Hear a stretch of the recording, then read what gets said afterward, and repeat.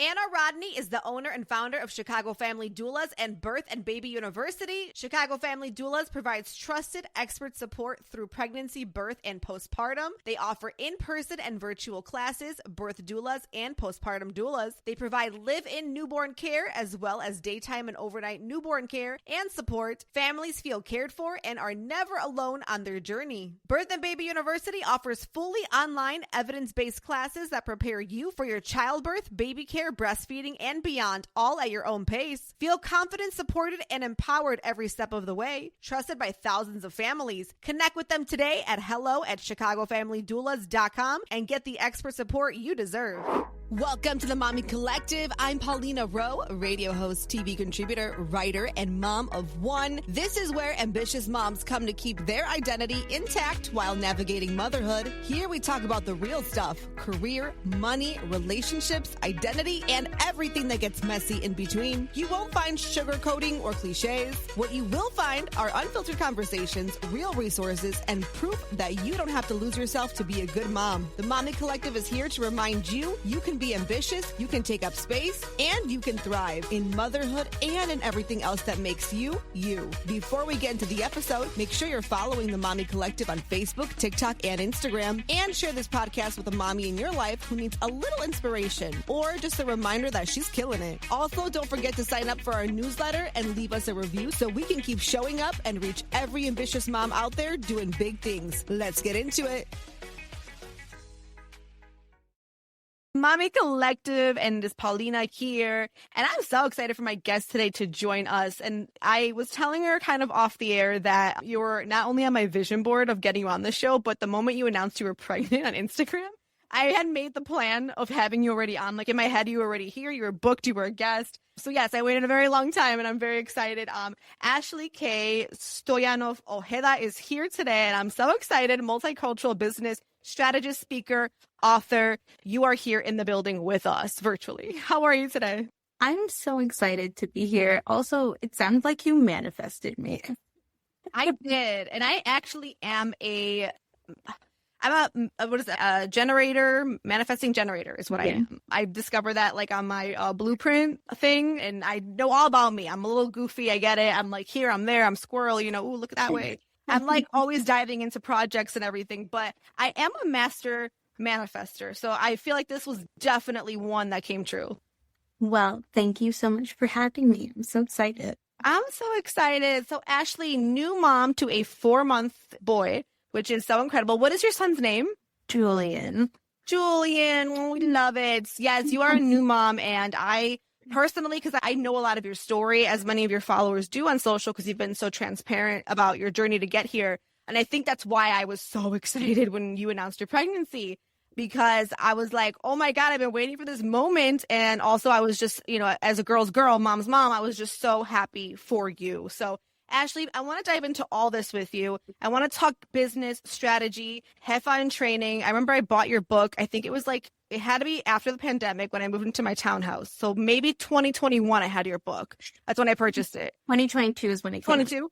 Okay, yeah. So 2022, I had your book. We're still living at the townhouse. And I was launching my spray tan business, which is coming back actually in a couple months because I had my daughter too. So I was like, a little break. And I told myself, I just talked out of my butt. I was like, oh yeah, I'll be back in 2 years. And I just made that up. And I literally am coming back in 2 years. So again, manifesting. Manifesting. I know. So I'm excited about that. But I remember when I was launching my business, I used your book to sort of help guide a lot of my questions and sort of just guide kind of how I was building out this plan, because I'm not going to lie to you, I have zero experience in business. At that time I did, right? I had nothing. I'm a radio girl. It's all I knew.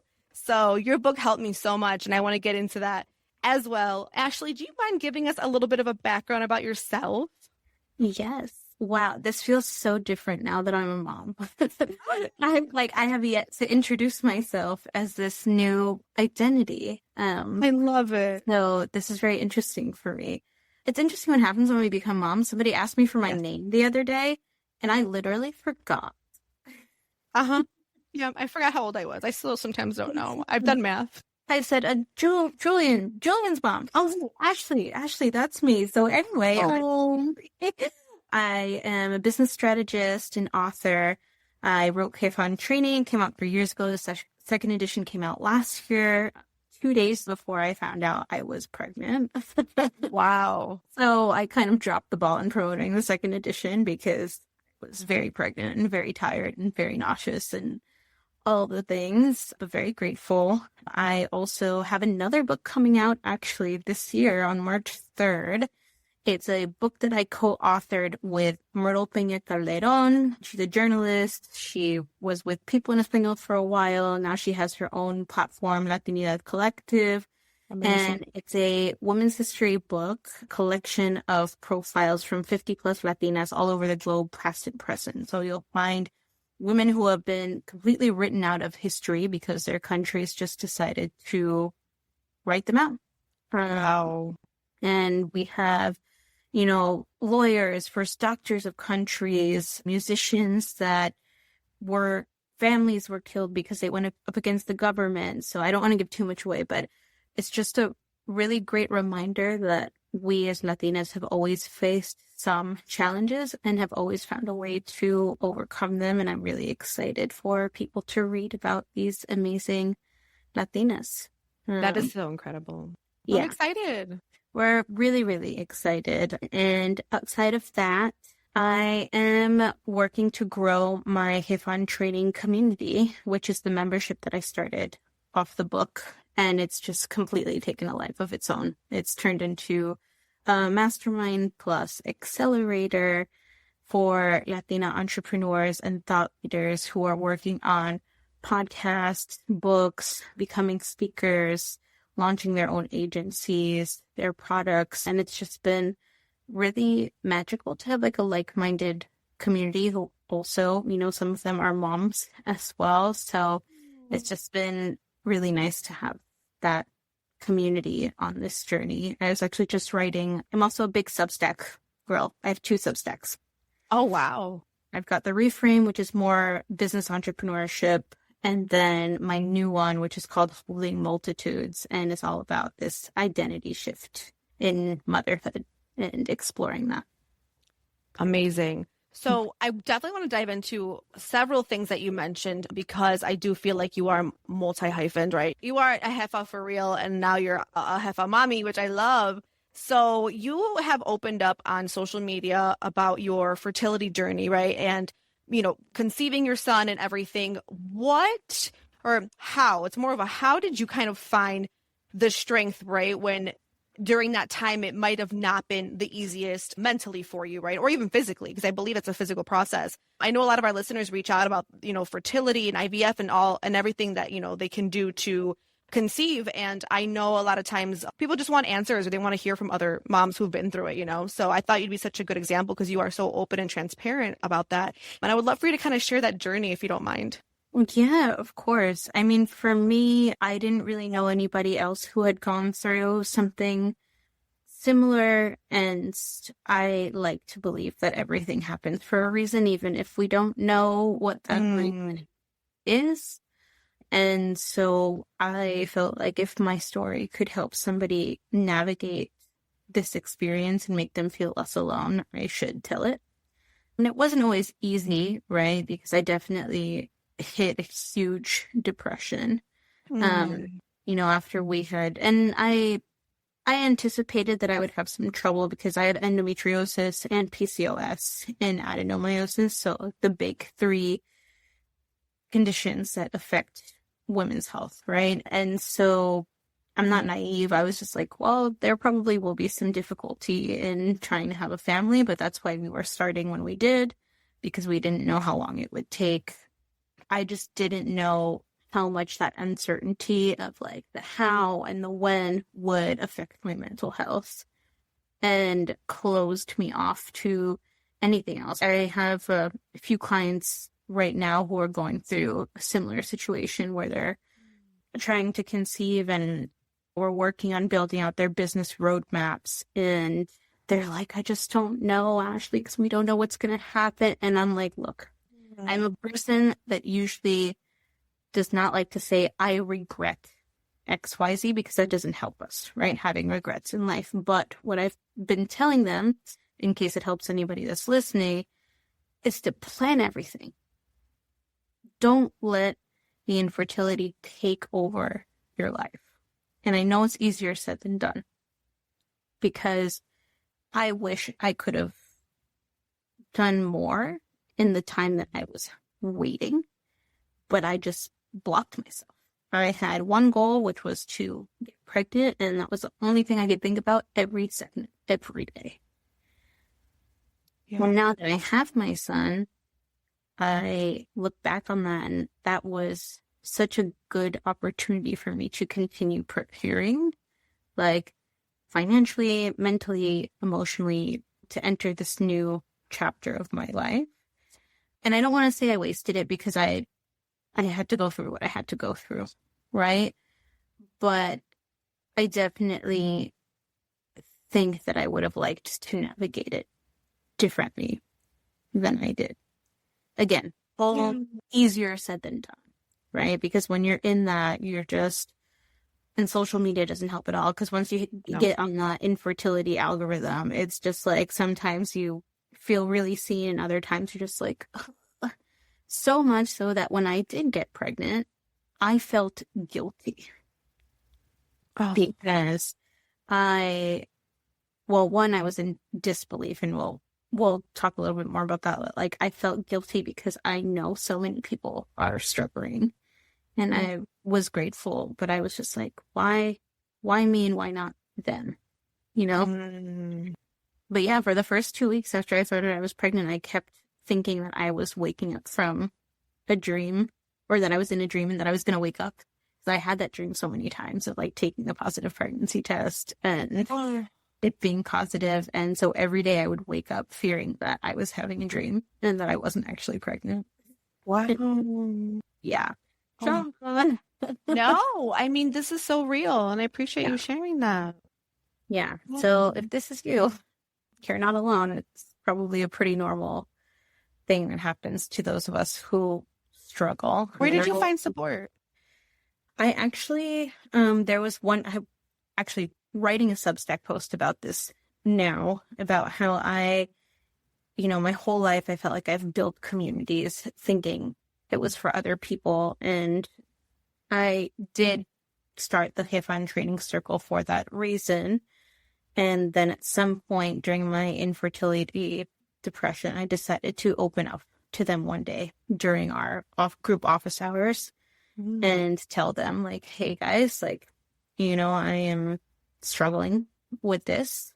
And they are amazing. Like, my clients are all amazing. They started a meal train for me when I got pregnant. Like, they were just so checking on me when I started doing the fertility treatments. And I honestly don't think I would have gotten through all of that without them.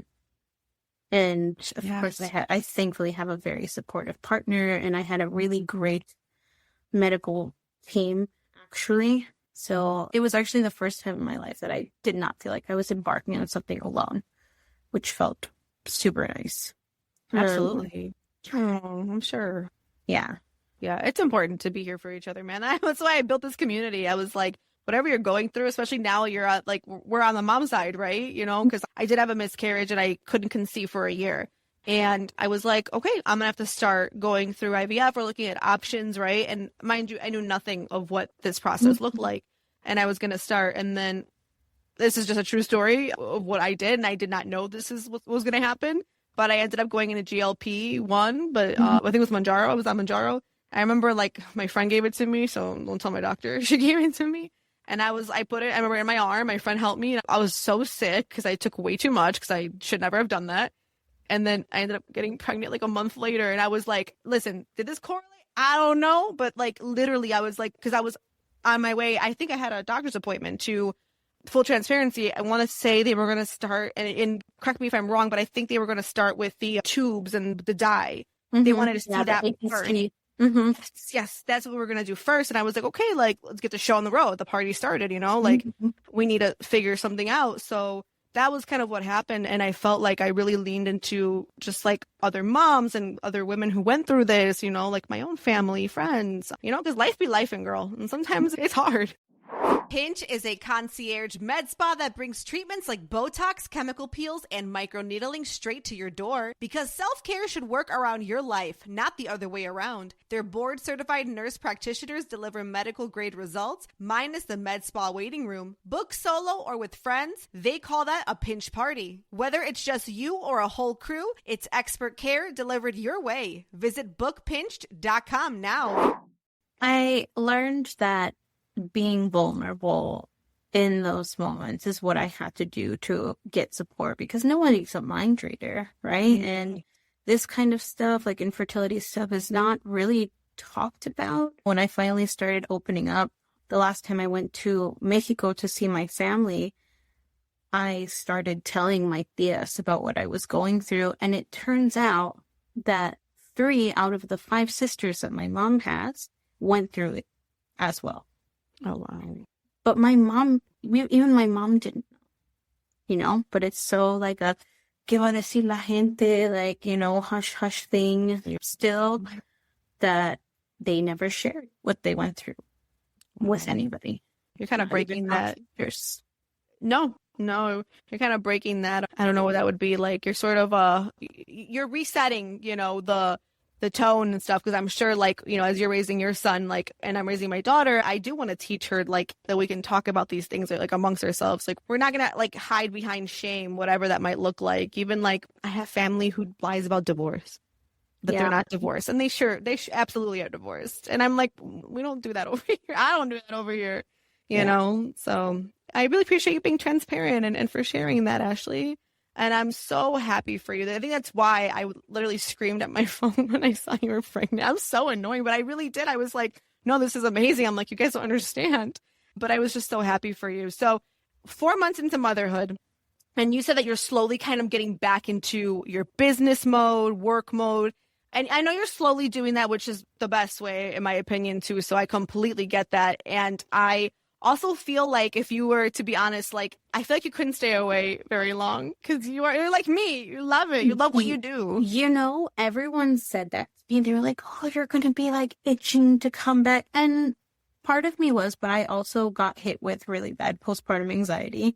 That's real. So I was kind of in that mode for a while. And when I was thinking about like easing back into work, that just kind of made me more anxious because I started thinking about, well, what if I can't be present for my son and also be present for my clients? And, you know, went through that whole spiral of thing. Thankfully, I have a really good therapist. I love it. Shout out to my therapist. And, you know, we walked through everything, right? And basically, she said that it would be good for me to like slowly come back in because it's something that I am comfortable with and confident in and might ground me in a completely new situation, which was motherhood.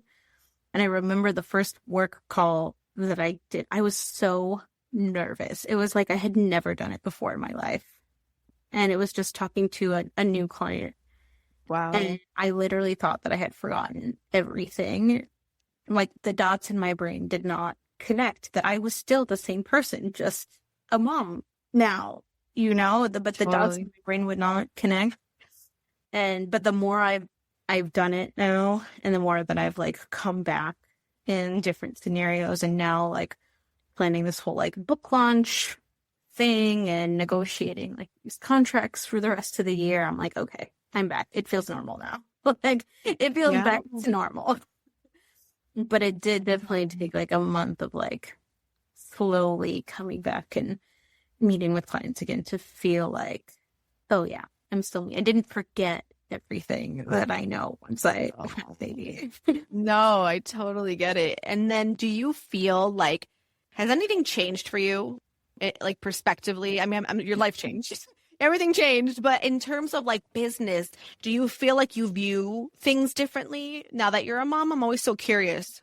I mean, obviously, like we have less time now, right? Mm-hmm. And maybe the kinds of I was just telling this to a client, and I wrote about it in my newsletter a few weeks ago, but I think the last 2 years of my business, I got really comfortable with how the business was running, how much money I was making, what kinds of projects I was taking on. And so I didn't really try to expand because I got so comfortable, and also because I was in my little infertility depression hole. I didn't really feel like doing anything new to try and grow, right? And I can't afford to do that now, like financially or capacity wise, and so it is kind of like coming back in a whole new way and that's kind of the beauty about being an entrepreneur, is that I'm not freaked out by it. It's exciting to me to come back and be able to say, actually, like, I don't want to do as many one-on-ones this year because I just don't have the time. Yeah, that's fair. Or I would much rather take on like program development and bigger projects that I can do kind of on my own time versus like worrying about being on calls with people, because I can ghost write a newsletter for somebody when the baby is sleeping at 1 a.m. Can't necessarily be on a call with somebody at that time. No, that'd be really hard to do. I get that.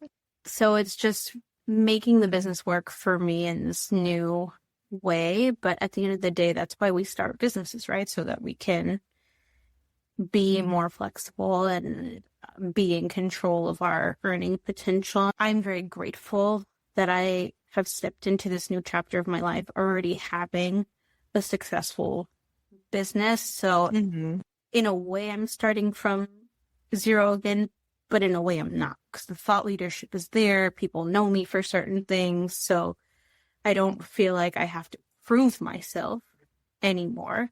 It's more about expanding in a different way.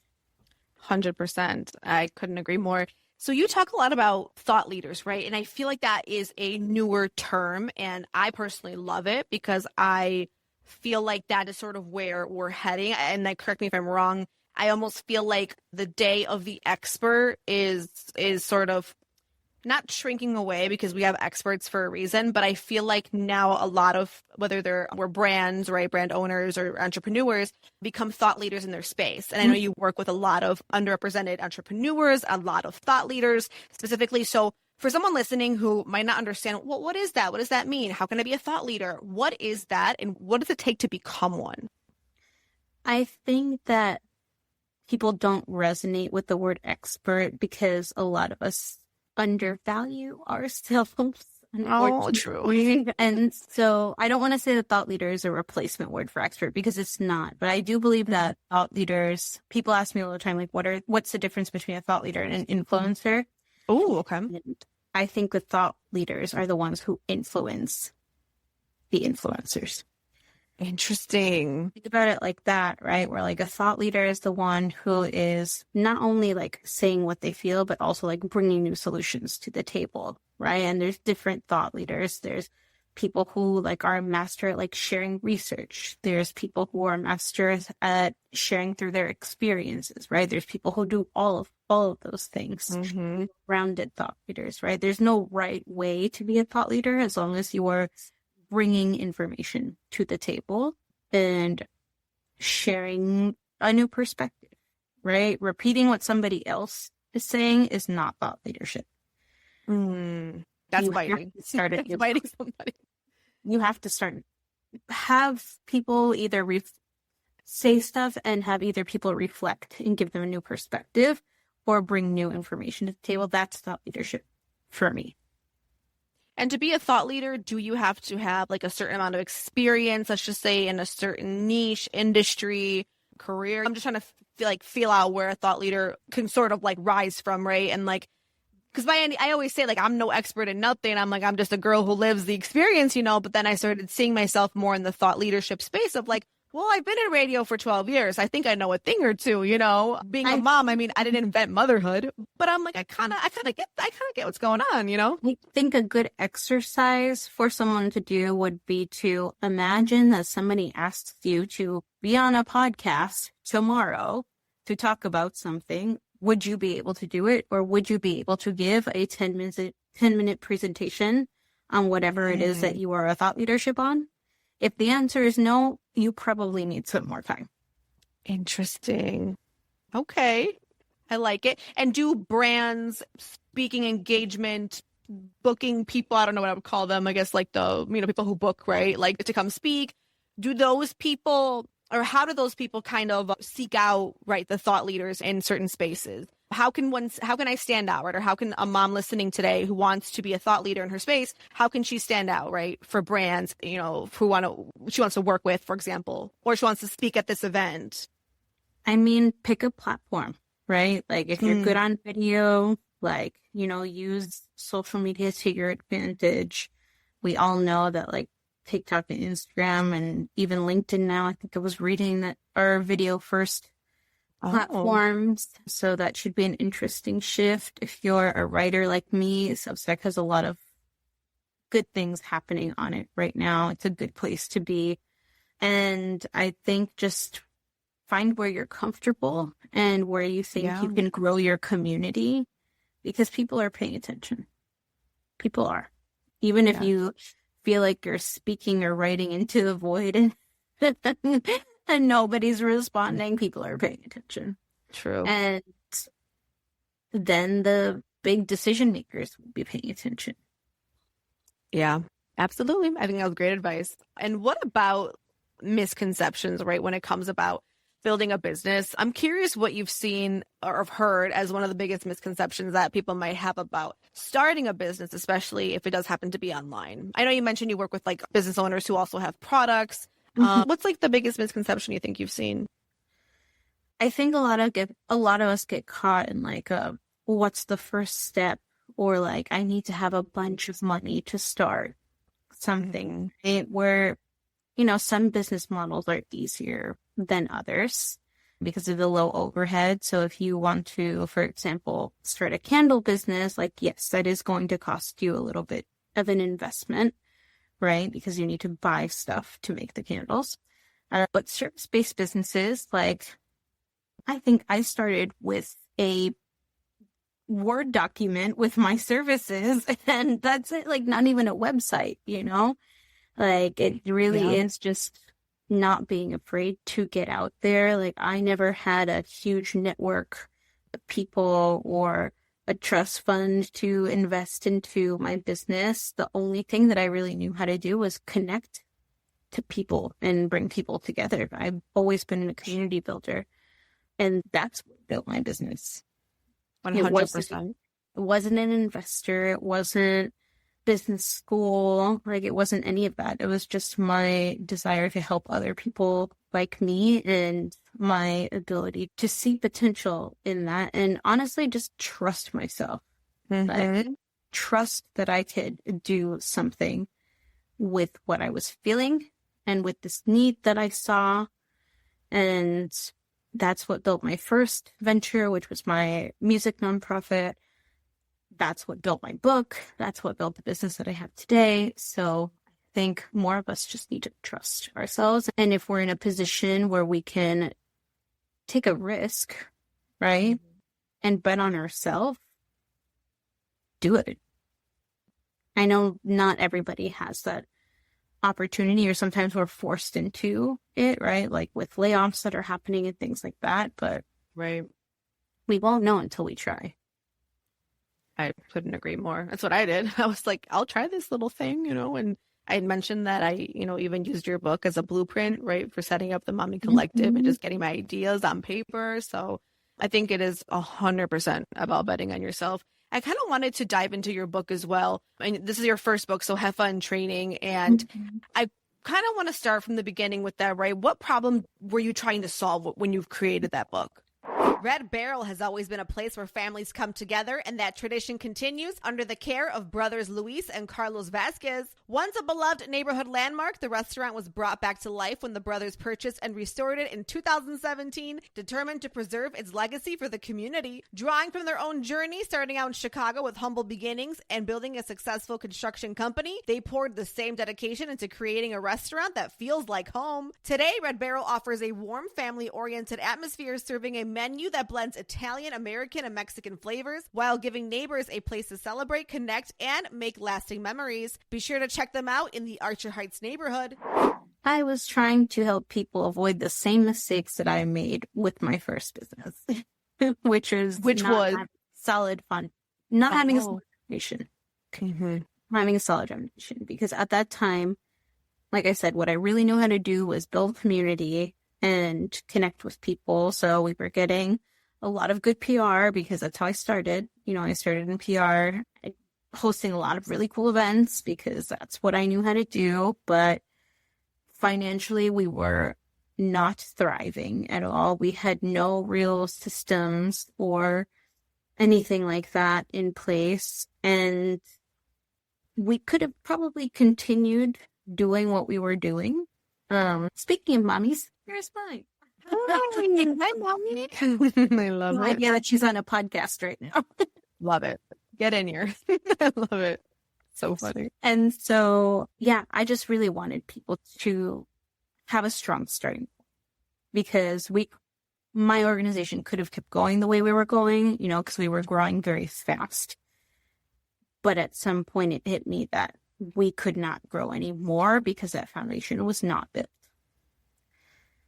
So like these like overnight success businesses that like go viral and like, you know, they have like a bunch of sales for like the next 6 months. Like, you don't have those systems set up in place, like a good foundation, a good sense of like what your brand is, who your customers are. Like, luck's going to run out at some point. That's really true. I couldn't agree more. Yeah, no, that's very true. Again, as somebody I still call myself new to this. I do find myself trying to be as prepared as I can be and getting all that kind of in order, right? As much as I can. Because again, like I'm still learning. I'm still learning. But it's all good. It's all good. That's why we have your book. And that's also too what I was curious about when it came to the book. Why was it important for it to be like sort of like a toolkit, but also in Spanglish? Because that was another really cool part of the book that I thought I resonated with, the most.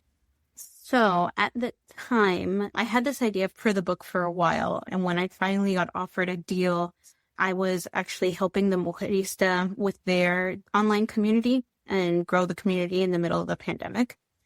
And so part of my role with the Mujerista was actually to host kind of like these vent sessions that a lot of Latina entrepreneurs and leaders would come to.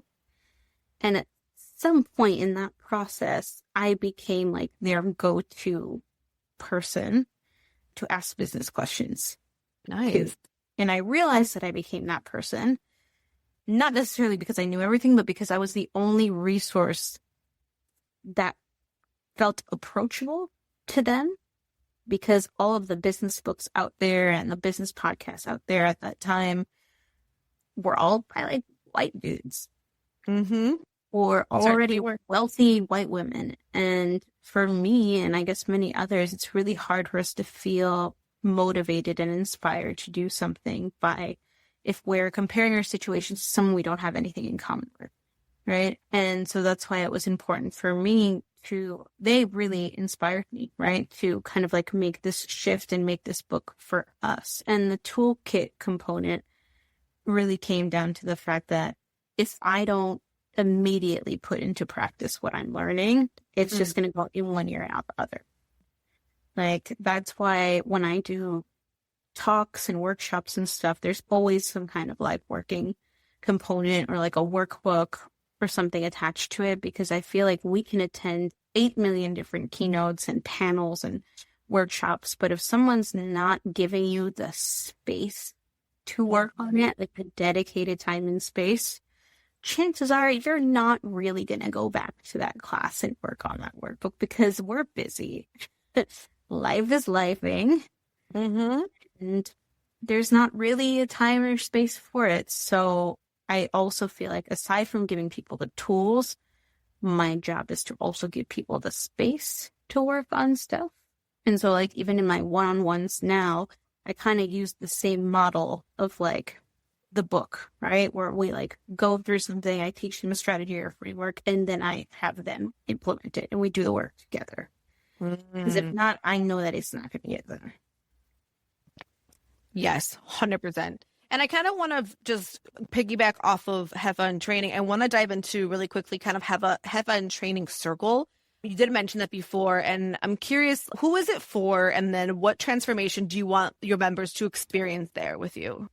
The HEFA and training circle is for Latina entrepreneurs and thought leaders. And I'm saying not just for entrepreneurs because we also have some nonprofit leaders and authors, public speakers who are also in the group that are entrepreneurs in their own ways because they're building a personal brand and they want to write books or speak on more stages or have a podcast and things like that, but not traditional entrepreneurs in the sense of like they sell products or they're coaches or consultants, but we have plenty of those too, right? And in terms of where they're at in their business journey, I want to say right now, we probably have about maybe like 60% full-time entrepreneurs and 40% who are still in their 9-to-5s, but they're getting ready to leave their 9-to-5s. Normally I've seen that from the time that somebody joins the circle to the time that they leave their full-time job has been a year at this point. We've been around, we're going into our 3rd year with the circle now. And I've kept it intentionally small, but this year I'm really excited to watch it grow. Still keeping it, I don't want it to be thousands and thousands of members because I feel like part of what makes us special is that like intimacy of the group. Everybody knows each other. Everybody knows what everybody's working on. You have your accountability buddy. You have your co-working sessions with people. Some of them meet up in person. And so I think that's what really makes us stand out. Is that you don't feel like you're just showing up and you're just kind of like a number.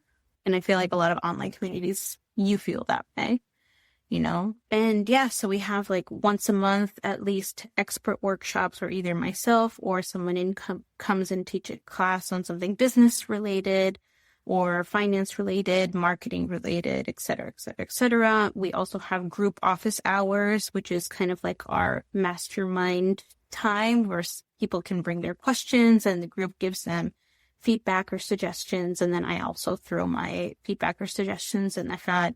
And then some members also have one-on-one access to me and we do monthly strategy sessions. That's incredible. For you personally, what does success look like now after becoming a mother? I'm very curious if that's shifted, changed. Maybe that doesn't mean anything to you anymore. You're like, nothing matters. Because at the end of the day, it's like, hey, like, you know, the bond you have with your son and you know, you have being a mom, I think it really, like you said before, it puts things into a whole different perspective. So I started working on a memoir concept last year. Oh, nice. Actually about redefining success because my infertility journey definitely shifted that a lot. So I kind of feel like my motherhood identity shift started with trying to be a mother, becoming a mother. Obviously, it's a little bit different now that I am one, but like I feel like the shift started from the time that I started having issues and becoming bummed about having issues with trying to be a mom. And what I like to say about success now is that I feel like every day is different for me. And that's okay. You know, I think that some of my clients get really caught up in, well, I wanted to build a business like this and now I don't anymore because X, Y, Z. And I'm like, yeah, but isn't that why we started businesses anyway? So that we could, you know, really define what that success looks like for us. And it could change day to day. You know, I was telling one of my clients yesterday, like I am really excited about what I do and building the circle and these other bigger projects that I'm working on this year. But I also don't want to be working 30, 40 hours a week because even this last 2 weeks, my mom and dad have been here. So they've been with the baby while I've been trying to get back into work. And I feel like I'm missing tiny little moments, you know, and I'm like, trying not to let the mom guilt like come in and be like, I can't believe I missed it now that he like reaches for his stuffed animals, you know, like little things like that where I'm like, a successful day for me would look like me making an impact with my clients, helping them with a breakthrough, planning out this strategy, booking an event for the book launch, and then just going to hang out with my son and making some dinner because that's therapeutic for me. Maybe taking some time to do some creative writing, or I've started writing music again. So like, that's really fun. Wow, that is creative. I love it. Yeah, because you were in the music industry too prior, I believe, right? Mm-hmm. Really burnt me out, and I took like almost a 10-year break from it. But this, Wow. you know, in addition to postpartum anxiety, I also got postpartum creativity. That's real. Hi, Mommy Collective. I see you. So I've actually been like regularly writing music again, which hasn't happened in a really long time. Mm-hmm. So I feel like that's what success looks like for me now, is like to be able to do everything that I want. And I know that it's not always going to happen every day, but I think it's figuring out. I first had to figure out what exactly that was for me, like what was important for me. So my therapist had me do a values exercise where she asked me, or I like did this quiz and it told me what my values were. And then from there, we kind of figured out what fills my cup now as a mom. So it's a great exercise. If you don't mind like sharing like what can, and you don't have to share obviously your experience necessarily if you don't want to, but what can a mom do to sort of mimic that method, right? The filling your cup method. What can a mom ask herself? That's listening. I think it takes some time to figure it out. I definitely didn't do it overnight, and I feel like I'm still experimenting. Mm-hmm. But you have to give yourself the opportunity, and that's the hardest thing, especially when you're first postpartum. And like, I had a really hard time leaving the baby. Like, I had a lot of separation anxiety. Mm-hmm. And I know that's normal, but like I was having like full-on panic attacks.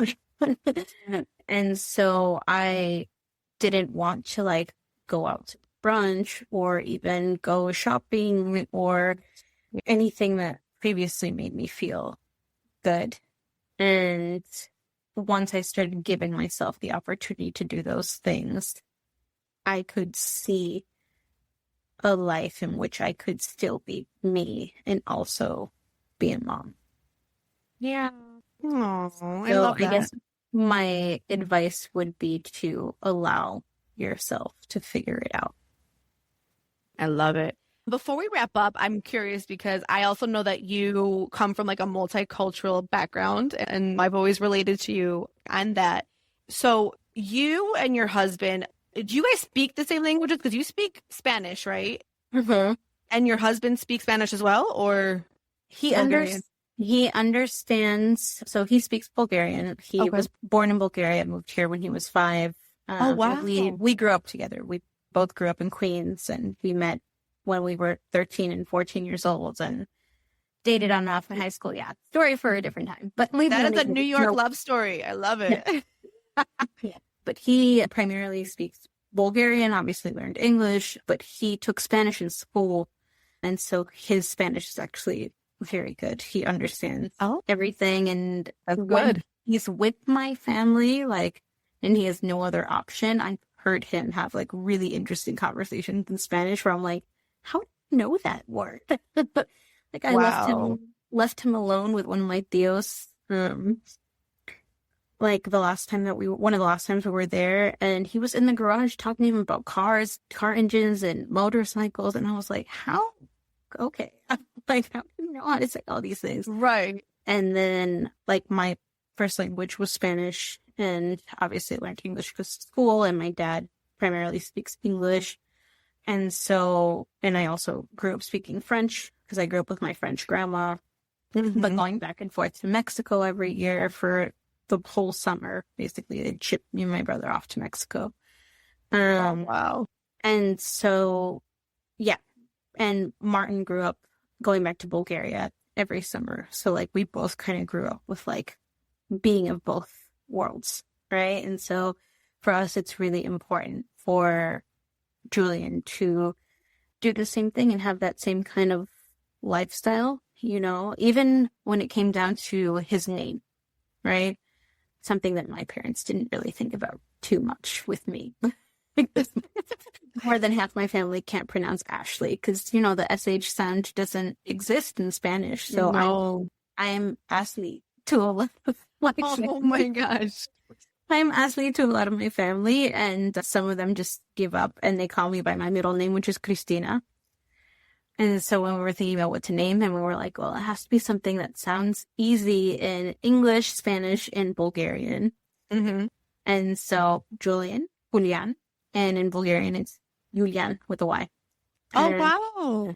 So I was like, it's perfect. It's great. Perfect.